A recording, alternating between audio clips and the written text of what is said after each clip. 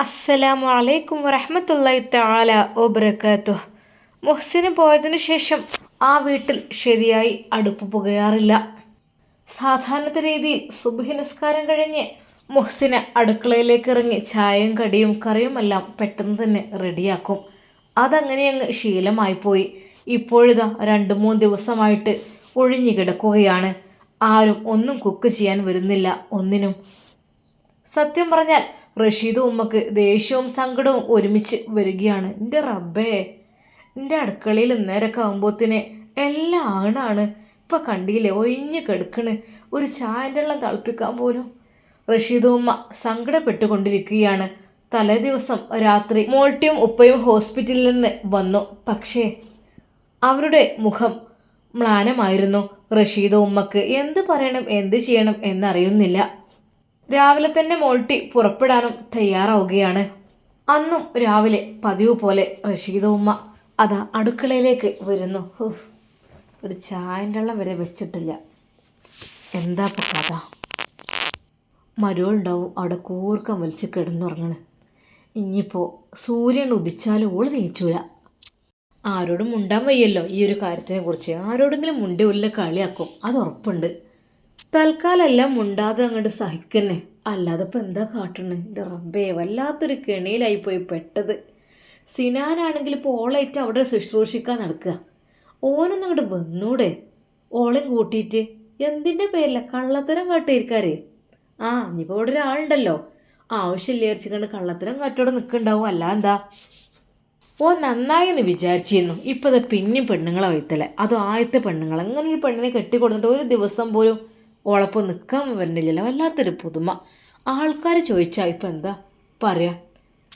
അന്ന് രാവിലെ അതാ എന്തെങ്കിലും കടിയുണ്ടാക്കട്ടെ എന്ന് വിചാരിച്ച് ഉമ്മ അടുക്കളയുടെ ആ ഭാഗത്തേക്ക് ഇറങ്ങി. റഷീദാത്ത അതാ തൊട്ടടുത്തുള്ള ആ പെണ്ണ് അതിലെ പോകുന്നു. എന്തേ? അല്ല, നിങ്ങൾ പുതിയ മരുവൾ എങ്ങനെയുണ്ട്? ഓളെ പുറത്തേക്കൊന്നും വല്ല കാണില്ലല്ലോ. അല്ല, നിങ്ങൾ തന്നെ ഇപ്പം തേങ്ങ പൊളിക്കാനൊക്കെ പുറത്തേക്ക് ഇറങ്ങണ്ട? അല്ലെങ്കിൽ നിങ്ങളിതൊന്നും കാണില്ലല്ലോ. വലിയ കുടുംബത്തിൽ നിന്ന് വന്ന പെൺകുട്ടികളല്ലേ, നമ്മളിപ്പോൾ അങ്ങനെ പേറിച്ചാൻ പറ്റൂലല്ലോ. കുറച്ചൊക്കെ നമ്മൾ നോക്കണ്ടേ? ഓലൊക്കെ എങ്ങനെ കഴിഞ്ഞോരാ? വേലക്കാരത്തികൾ 2-3 ഒക്കെ പോലെ പെരക്കാർക്ക് ഉണ്ടാകുക. പിന്നെ ഇപ്പം നമ്മൾ ഇവിടുത്തെ പണി എടുപ്പിച്ചത് ശരിയല്ലല്ലോ. എൻ്റെ മോനെ പറ്റിയ പണി തന്നെ. എന്നാൽ താത്ത നിങ്ങൾക്കൊരു വേലക്കാരത്തെ നിർത്തിക്കൂടെ? വേലക്കാരത്തി ഇവിടെ ഒരാളുണ്ടല്ലോ, അതിൻ്റെ ആവശ്യമില്ലല്ലോ. അതും നിങ്ങളെ മരുവളനല്ലേ, അപ്പോൾ രണ്ടാക്കും തുല്യമായ സ്ഥാനം കൊടുക്കണ്ടേ താത്ത? ഇജൊന്നും മുണ്ടാതെ പൊയ്ക്കാൻ്റെ പെണ്ണെ. രാവിലെ തന്നെ ഇപ്പം ഇതിനാ വന്നിക്കണത്? അതേ, ഓളെന്ന് വെച്ചാൽ പാവപ്പെട്ട കുടുംബത്തിലത്തെ പെണ്ണാണ്. അപ്പം പിന്നെ ഓൾ ഇവിടുത്തെ കാര്യങ്ങളൊക്കെ നോക്കി പണിയൊക്കെ എടുത്ത് നടന്നോളും. മറ്റോള് തന്നെ അങ്ങനല്ലേ. ഇത് എവിടെ മരുവളെ കണ്ടില്ലല്ലോ? എവിടെ? അടുക്കളയിൽ എന്താ കടി ഉണ്ടാക്കുക? കടി ഓളെ കൊണ്ട് ഒന്നും ഉണ്ടാക്കിപ്പിക്കില്ല. ഓള് നിസ്കാരമൊക്കെ കഴിഞ്ഞാണ്ടേ ഒന്നും കൂടി അവിടെ പോയി കിടന്നിക്കണം. ഞാൻ പറഞ്ഞു മോളെ ഈ പോയി കിടന്നോ, ഇപ്പം തന്നെ അടുക്കളയ്ക്ക് വരാം, മദ്രസ പോണ കുട്ടികളൊന്നുമില്ലല്ലോ. അങ്ങനെ പറഞ്ഞു റഷീദ ഉമ്മ. അങ്ങനെ ഒരു വലിയ കളവ് തട്ടിയിട്ടപ്പോഴേക്കും അതാ അവിടെ മോൾട്ടി പിന്നിൽ വരുന്നു. ഉമ്മ, അതാരാ? അതാ പെൺകുട്ടിയെ ഇതിലുള്ള പാലായിട്ട് അങ്ങോട്ട് പോകുന്നതാണ്. അപ്പോൾ പിന്നെ കുറുക്ക് വഴി ഇതിലാണ്ട് ഗേറ്റ് നടന്നുകാണ്ടേ അങ്ങനെ പോവും. ആരും സുബഹി നിസ്കരിച്ച് കിടന്നു എന്നൊക്കെ പറഞ്ഞു നിങ്ങൾ? ഉമ്മ ഒന്നും മിണ്ടിയില്ല. എന്താ ഉമ്മ, നിങ്ങൾ ആരെക്കുറിച്ചാണ് പറഞ്ഞത്? ഉമ്മ പതുക്കെ വിഷയം മാറ്റി. അതേ, ഞാൻ ഉമ്മ പറഞ്ഞോളേ, ഞാൻ ആരോടും പറയുന്നില്ല. പിന്നെ ഞാൻ പോകാൻ വേണ്ടി നിൽക്കണ്. ചായ അടിച്ചിട്ട് പോയാൽ പോരെ? എന്താ ഇപ്പം തന്നെ തിരക്ക്? ഉമ്മ ഇനി ചായയും കടിയൊക്കെ ഉണ്ടാക്കിയിട്ട് വേണ്ടേ? മുഹ്സിൻ ഉണ്ടാകുമ്പോൾ ഈ സമയമാകുമ്പോഴത്തേനും ഒക്കെ റെഡിയാവുമായിരുന്നു. അത് പറഞ്ഞത് കേട്ടപ്പോൾ ഉമ്മ ഒന്നും മിണ്ടിയില്ല. അതേ, എന്നിപ്പോൾ ഒരാളങ്ങനെ പുകഴ്ത്തി പറയാനൊന്നും പറ്റൂല. അല്ലമ്മ, സിനാൻ്റെ പുതിയ പെണ്ണുങ്ങൾ എന്താ അടുക്കളയ്ക്കൊന്നും വരുന്നില്ലേ? എൻ്റെ പൊന്നാര പെണ്ണെ, എങ്ങനെ അവളെ പണിയെടുപ്പിക്കുക?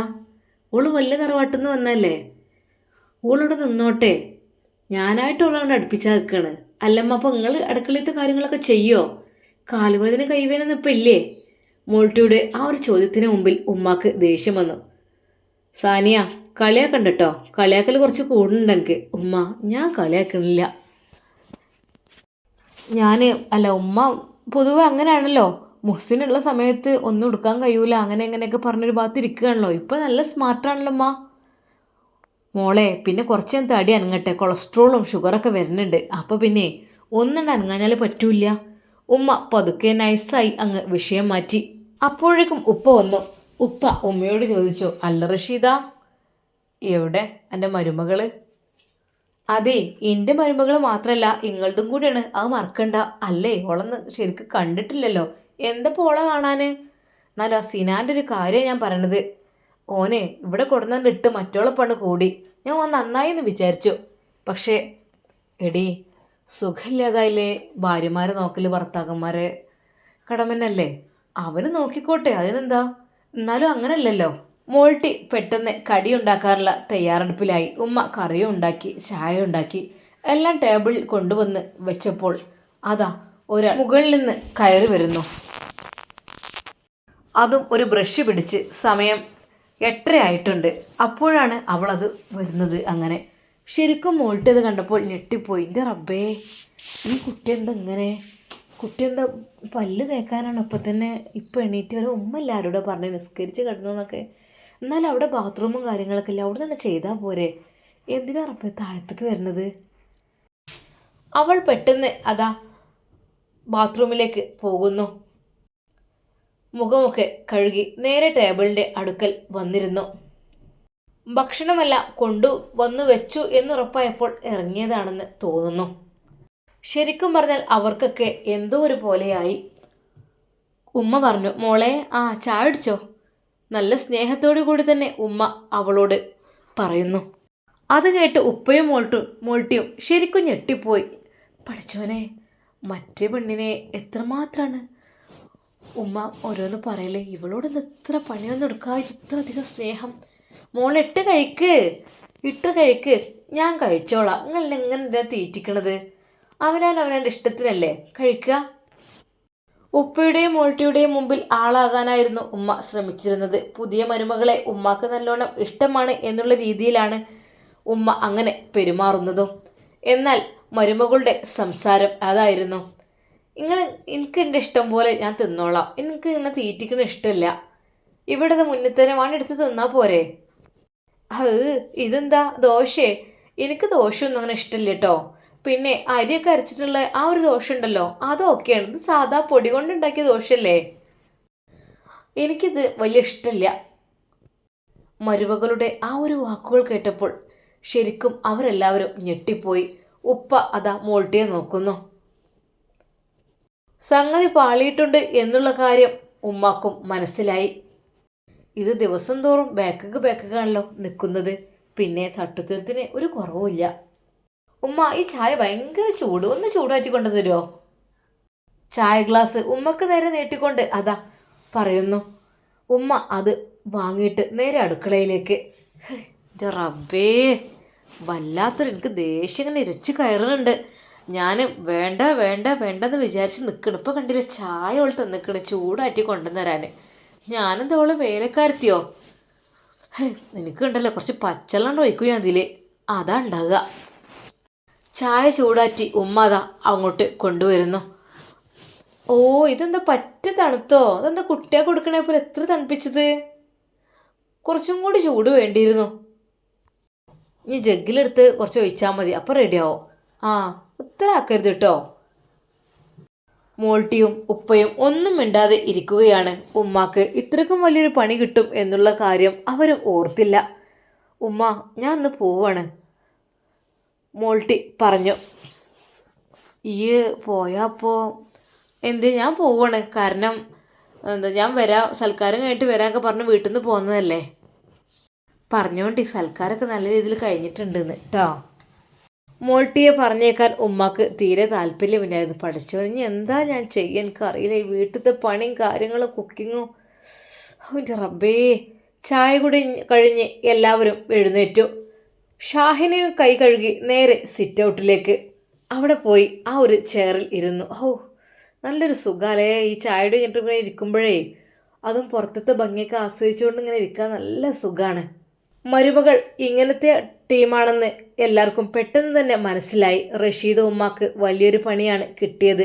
ഒരു നിമിഷം ഉപ്പ ചിന്തിച്ചു, പാവം ആ കുട്ടി മുഹ്സിന തോട്ടത്തേക്ക് വരെ അതിനെ കൊണ്ടുപോയിട്ട് പണിയെടുപ്പിച്ച് കൊണ്ടുവന്നതിനും ഇപ്പൊ കണ്ടില്ലേ, തിന്ന പാത്രം വരെ നീക്കി വെക്കാത്ത മരുമകളാണ്. ഒരിക്കലും മരുമക്കളെ വേലക്കാരികളായി കാണരുത് എന്നാണല്ലോ. പക്ഷേ മുഹ്സി എന്ന കുട്ടിയെ വളരെയധികം കഷ്ടപ്പെടുത്തിയിരുന്നു ഉമ്മ. അതിനൊക്കെ പകരമായിട്ട് ഇപ്പോഴാ പുതിയ മരുമകൾ. ഓഹ്, നല്ല തണ്ടും തടിയുള്ള സൈസാണ്. പക്ഷേ ഒന്ന് തടി അനങ്ങി ഒന്നും ചെയ്യൂല. എന്നാൽ ഈ സമയം അതാ ഹോസ്പിറ്റലിൽ മുഹ്സിനയും സിനാനും വളരെയധികം സുഖത്തോടു കൂടിയാണ് അവിടെ കഴിയുന്നത്. ഇടയ്ക്ക് ഡോക്ടർ ഒന്ന് ചെക്കപ്പ് ചെയ്യും. മുഹ്സിന റിലാക്സ് ആയില്ലേ? Okay doctor. സിനാൻ, അവൾക്ക് കൂടുതൽ ടെൻഷനും ഇല്ലാതെ നോക്കണം കേട്ടോ. പിന്നെ ഒരു ടെസ്റ്റിന് ഞാൻ എഴുതിയിട്ടുണ്ട്. ആ ടെസ്റ്റ് ബ്ലഡ് ഒന്ന് ചെക്ക് ചെയ്യാനാണ്. അവളുടെ ബ്ലഡിൽ എന്തോ ഒരു മെഡിസിൻ്റെ ഒരു സൈഡ് എഫക്റ്റ് ആയിട്ട് കാണുന്നുണ്ട്. അതൊന്ന് നീക്കം ചെയ്യണം, നല്ലതായിരിക്കും. അല്ലെങ്കിൽ ഒരു പക്ഷേ ഇങ്ങനെ ഈ ഇടയ്ക്കിടയ്ക്കുള്ള ഒരു ഓർമ്മ നഷ്ടപ്പെടൽ പോലുള്ള കാര്യങ്ങളൊക്കെ വരാൻ ചാൻസ് ഉണ്ട്. അതുകൊണ്ട് ഞാൻ പറഞ്ഞതെന്ന് മാത്രം. അതായത് അവളുടെ ബ്ലഡ് ടെസ്റ്റ് ചെയ്തപ്പോൾ കണ്ടതാണ്. അത് എന്താവശ്യത്തിന് വേണ്ടിയിട്ടാണ് മോൾ ആ മെഡിസിൻ കഴിച്ചതെന്ന് ഓർമ്മയുണ്ടോ? അത് ഡോക്ടറെ, ഇല്ല, കാൽസ്യത്തിനുള്ള ഗുളിക എന്ന് അത് ഞാൻ കഴിച്ചിട്ടുള്ളൂ. അല്ല, കാൽസ്യത്തിനുള്ള ഗുളിക കഴിച്ചാൽ ഇങ്ങനെയാവില്ലല്ലോ. ഇത് അത്യാവശ്യം ഡേഞ്ചറായൊരു മെഡിസിനാണ്. എങ്ങനെ അറിയില്ല, അത് വയറ്റിലെത്തിയിട്ടുണ്ട് കുട്ടിയുടെ. അത് ഒരുപക്ഷെ അവിടെ കിടന്ന് ദ്രവിച്ച് എന്തെങ്കിലുമൊക്കെ ആയിത്തീരാനൊക്കെ ചാൻസ് ഉണ്ട്. എന്തൊക്കെ തന്നെയായാലും നമുക്ക് നോക്കാം. അതിനു മുമ്പ് അതൊക്കെ ഒന്ന് ക്ലിയർ ആക്കി ചെയ്യണം ഡോക്ടറെ. ഓക്കെ, അങ്ങനെ ചെയ്യാം. എന്തെങ്കിലും ടെസ്റ്റ് കാര്യങ്ങളൊക്കെ ഉണ്ടെങ്കിൽ ഇപ്പോൾ തന്നെ ചെയ്യാണ് നല്ലത്. കാരണം എന്ത് പറ്റി അല്ലേ, ഞങ്ങൾ ചിലപ്പോൾ ഒന്ന് വിദേശത്തേക്ക് പോകാൻ ചാൻസ് ഉണ്ട്. അതുകൊണ്ട് ആഹോ, അങ്ങനെയാണല്ലേ, കൺഗ്രാജുലേഷൻസ്. കുട്ടി ആദ്യമായിട്ടാണ് പോകുന്നത്? അതെ, അവൾ ആദ്യമായിട്ടാണ്. ഞാൻ പ്രാവശ്യം പോയി വന്നതാണ്. ഓക്കെ. അപ്പോൾ നിങ്ങൾ എന്തൊക്കെ തന്നെയായാലും ഈ കാര്യം ഒന്ന് ടെസ്റ്റ് ചെയ്തിട്ട് പോവുമായിരിക്കും നല്ലത്. കാരണം അവിടെ എത്തിയതിന് ശേഷം നമ്മൾ മെഡിസിനൊക്കെ വാങ്ങി കഴിക്കുന്നതിനേക്കാളും നല്ലത് ഇവിടെ നിന്ന് അതിനുള്ള ട്രീറ്റ്മെൻറ്റ് എടുത്തിട്ട് പോവുമായിരിക്കും നല്ലത്. ഓക്കെ. ഡോക്ടറുടെ വാക്കുകൾ അവർ ശരിവെച്ചു. സിനാൻ്റെ മനസ്സിൽ ഭയമാണ്. പഠിച്ചോനെ, എന്തായിരിക്കും അവളുടെ വയറ്റിൽ? എനിക്കറിയുന്നില്ല റബ്ബേ. ഇടയ്ക്കിടയ്ക്ക് വേദന ഉണ്ടാവും എന്നും പറയുന്നുണ്ട്. എന്താ അറിയില്ല. സിനാന് നല്ല ടെൻഷൻ ഉണ്ടായിരുന്നു മുഹ്സിയുടെ കാര്യത്തിൽ. ഒന്നുമില്ലാത്ത കുട്ടിയായിരുന്നു. പിന്നെ വിഷമിച്ച് വേദനിച്ച് എന്തൊക്കെയോ ആയി തീർന്നു. പഠിച്ചോനെ, നീ ക്ഷമിക്ക്. സിനാൻ പടച്ച റബ്ബിനോട് ദുആ ചെയ്തു. എങ്കിലും എന്ത് മെഡിസിൻ ആയിരിക്കും അവളുടെ വയറ്റിലെത്തിയിട്ടുണ്ടാവുക എന്നുള്ള ചിന്തയാണ് അവൻക്ക് വരുന്നത്. എൻ്റെ ഭാര്യ മറ്റൊരാളുമായി ഒരിക്കലും, ഹേയ്, അങ്ങനെ വരാൻ ചാൻസ് ഇല്ല. എന്നാലിപ്പോൾ അവളെ മെഡിസിൻ കഴിക്കുവാൻ കാരണം ഇനി അതിൻ്റെ അംശം എടുത്തിട്ട് ടെസ്റ്റ് ചെയ്തിട്ട് എന്തിനുള്ള മെഡിസിനാണെന്ന് അവർക്കൊരു പക്ഷേ കണ്ടുപിടിക്കാൻ കഴിയുമായിരിക്കും. കരുതി കൂട്ടിക്കൊണ്ട് അവൾ അങ്ങനെ ചെയ്യുമെന്ന് എനിക്ക് തോന്നുന്നില്ല. അതും കൂടി അറിയട്ടെ, എന്ത് മെഡിസിനാണ് അകത്തായത്, അതൊന്നും അറിയും വേണം. അവൾ പറഞ്ഞത് ഞാനങ്ങനെ വേറെ മെഡിസിൻസ് ഒന്നും കഴിച്ചിട്ടില്ല. ആകെ ഒരു കാൽസ്യത്തിന് 2 ഗുളിക, അത് സിസ്റ്റർ വരെ വന്നപ്പോൾ തന്നത്, ഉമ്മയുടെ കയ്യിൽ കൊടുത്തു, അങ്ങനെ കഴിച്ചു എന്നാണ് പറയണത്. എന്തൊക്കെയാവും, അല്ലാഹുല. കുറച്ച് കഴിഞ്ഞപ്പോൾ സിസ്റ്റർ വരുന്നു. ഹായ് സിനാൻ. മുഹ്സിന എങ്ങനെയുണ്ട് സിസ്റ്ററെ? ഇപ്പോൾ കുഴപ്പമൊന്നുമില്ല. ആഹാ, നിൻ്റെ പ്രിയപ്പെട്ട ഭർത്താവിനെ കിട്ടിയപ്പോൾ തന്നെ അസുഖം പകുതി മാറിയല്ലോ അല്ലേ? അങ്ങനെയൊന്നുമില്ല. അങ്ങനെ തന്നെയാണ്. ഏറ്റവും സുരക്ഷിതമായ കരങ്ങളിൽ അവർ സുരക്ഷിതരാണ് എന്നറിയുമ്പോൾ അത് വല്ലാത്തൊരു സന്തോഷമാണ്. തൻ്റെ ഉമ്മ അങ്ങനെ ചെയ്യും എന്നുള്ള കാര്യം ഒരിക്കലും അവൻക്ക് അറിയുന്നില്ലായിരുന്നു. തനിക്ക് കുഞ്ഞുണ്ടായി കഴിഞ്ഞാൽ അത് എന്തൊക്കെ തന്നെയായാലും ഉമ്മാക്ക് സന്തോഷമുള്ള കാര്യമല്ലേ, വീട്ടിലൊരു പേരക്കുട്ടി ഉണ്ടാകല്ലേ. പക്ഷേ ഒരിക്കലും തൻ്റെ ഉമ്മ തൻ്റെ കുഞ്ഞിനെ നശിപ്പിക്കും എന്നുള്ള കാര്യം സിനാന് അറിഞ്ഞിട്ടേ ഇല്ല. ഉമ്മ അവൻ്റെ കുഞ്ഞിനെ നശിപ്പിച്ചതാണ്, അതിനു വേണ്ടിയിട്ടാണ് മെഡിസിൻ കൊടുത്തത് എന്നൊന്നും ആരും അറിഞ്ഞിട്ടേ ഇല്ല, പറഞ്ഞിട്ടുമില്ല. പച്ച പപ്പായ, ചെറിയ പപ്പായ എടുത്ത് മുറിച്ച് അവൾക്ക് നൽകിയതും അതൊന്നും ആരും കണ്ടിട്ടില്ല, അറിഞ്ഞിട്ടില്ല. റഷീദ് ഉമ്മയുടെ ഓരോ പ്ലാനിങ് ആയിരുന്നു അതെല്ലാം. അവൾക്കെങ്ങാനും ഗർഭം ഉണ്ടായിക്കഴിഞ്ഞാൽ ഒരു പക്ഷേ അത് സിനാനെ കൊണ്ട് മറ്റൊരു പെണ്ണ് കെട്ടിക്കുന്നതിന് അതില്ലാതാകും എന്നായിരുന്നു ഉമ്മ വിചാരിച്ചത്. ഒരു മരുമകളെ തറവാടിത്തം പറഞ്ഞ് എല്ലായിടത്തേക്കും കൊണ്ടുപോകാം, ഒരു മരുമകൾ വീട്ടിൽ വേലക്കാരിയായി നിൽക്കട്ടെ, അതായിരുന്നു ഉമ്മയുടെ പ്ലാനിങ്. പക്ഷേ റഷീദ് ഉമ്മ ആഗ്രഹിച്ചതെല്ലാം തട്ടിത്തിറിഞ്ഞ് താളം തെറ്റി കിടക്കുകയാണ്.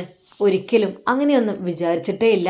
എന്നും മുഹ്സിനെ വീട്ടിലുണ്ടാകും എല്ലാ കാര്യങ്ങൾക്കും എന്നുള്ള ചിന്താഗതിയായിരുന്നു അവർക്ക്. എന്നാൽ മുഹ്സിന അഡ്മിറ്റ് ആവുകയും ചെയ്തു. ഷാഹിന അവിടെ ഉണ്ട് താനും. റഷീദ് ഉമ്മ ആകെ പെട്ടുകിടക്കുകയാണ്. സിനാൻ ഡിസ്ചാർജ് കഴിഞ്ഞ് മുഹ്സിനയെ എങ്ങോട്ട് കൊണ്ടുപോകും? അവൻ്റെ വീട്ടിലേക്ക് കൊണ്ടുപോകുമോ അതോ അവളുടെ വീട്ടിലേക്ക് കൊണ്ടുപോകുമോ? നമുക്ക് കാത്തിരുന്ന് കാണാം. അതുവരേക്കും എല്ലാവർക്കും അസ്സലാമു അലൈക്കും വറഹ്മത്തുള്ളാഹി തആല വബറകാതുഹു.